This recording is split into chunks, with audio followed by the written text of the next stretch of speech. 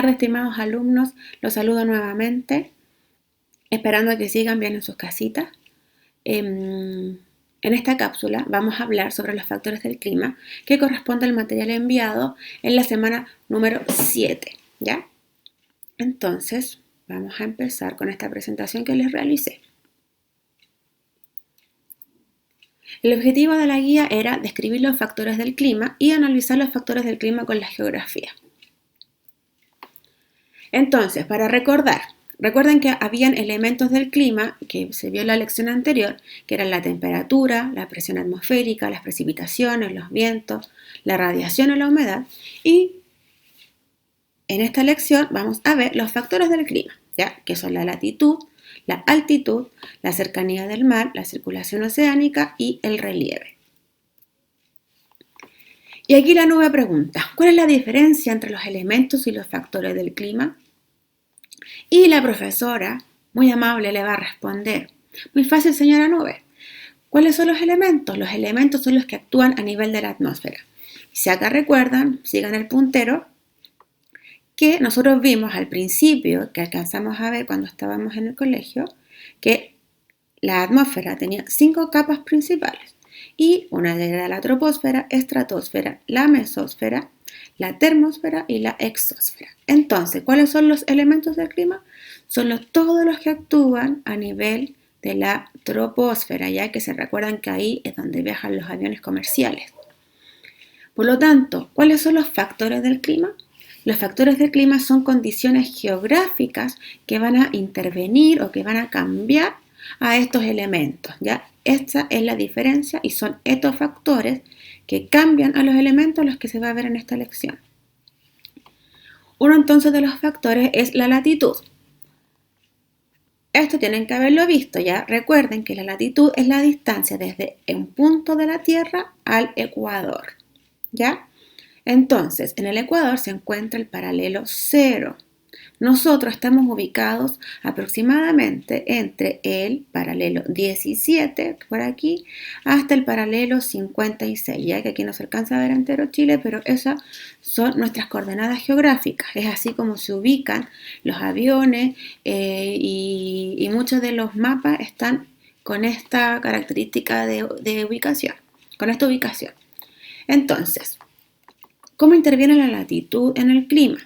La latitud va a intervenir porque en la latitud 0, que es acá en el ecuador, si ustedes se fijan, los rayos van a incidir más directamente que en los polos. ¿Cómo llegan en los polos? Si ustedes se fijan acá en este sol, los rayos solares son más largos, ¿cierto? ¿Por qué? Porque tienen que recorrer una mayor distancia. Por lo tanto, las temperaturas en el ecuador van a ser mucho más elevadas y en los polos, ¿cómo va a ser? Mucho más fría. Otro factor era la altitud, ¿ya? Súper fácil. A menor altura, más alta temperatura y a mayor altura, más baja la temperatura. Es por eso que cuando vamos a la montaña nos tenemos que abrigar, ¿cierto? Porque hace mucho frío. Cercanía con el mar, ¿ya? Y en esto yo creo que podrían haberse confundido. ¿Qué pasa? Aquí yo les puse un ejemplo. Aquí tenemos una foto de Pichilemu y una foto de Rancagua. Estas son las temperaturas que hubieron el día de hoy. 11 la mínima y 17 la máxima en Pichilemu y 9 la mínima y 26 la máxima en Rancagua. Si nosotros restamos estos puntos, ¿ya? 17 menos 11 nos da 6 grados y 26 menos 9 nos da 17 grados. O sea, 6 y 17. ¿Qué quiere decir eso? Que en la playa, en Pichilemu, hay una menor oscilación térmica, o sea, hay una menor diferencia entre la temperatura mínima y la máxima del día. ¿Y a qué se debe esto? Que el mar se calienta más lentamente que la tierra. El mar absorbe la energía, pero para cambiar su temperatura necesita mucha más energía que la tierra, que es donde estamos aquí en Pichilemu, ¿cierto? Que no tenemos mar. ¿Ya? Entonces, esta cercanía con el mar también va a provocar, ¿cierto?, que haya una diferencia en el clima de una ciudad y de otra ciudad. Espero que le haya quedado más claro este punto. Luego teníamos la circulación oceánica. La circulación oceánica tiene que ver con corrientes que se forman en el océano por efecto de los vientos. Ya, si ustedes se fijan acá en Chile, nosotros tenemos la corriente de Humboldt. Esta es una corriente que se origina por un tipo de vientos que, que son los vientos alisios. ¿Ya? Esta corriente de Humboldt tiene la característica de ser una corriente fría y es por eso que nuestros mares, si ustedes se dan cuenta, son fríos, el agua es súper helada. A diferencia, por ejemplo, acá que tenemos el mar Caribe, que tiene otro tipo de corriente, también provocada por otros tipos de viento, que traen aires más calientes, ¿ya? Por eso el agua del Caribe es mucho más caliente, por estas corrientes. Pero la desventaja de estos aires calientes es que son muy propensos a provocar tormentas, ya que también lo vamos a ver más adelante. El relieve. El relieve también es muy importante y es un factor del clima. ¿Cómo va a intervenir el relieve? Ya, cierto que cuando estábamos en el mar sentimos que hay una alta humedad, ¿ya? Eso también lo provocan los vientos. A medida que el aire va subiendo desde el mar hacia la montaña, este va disminuyendo su temperatura, ¿ya? Eso también ya lo vimos. De manera que ascendemos, disminuimos la temperatura.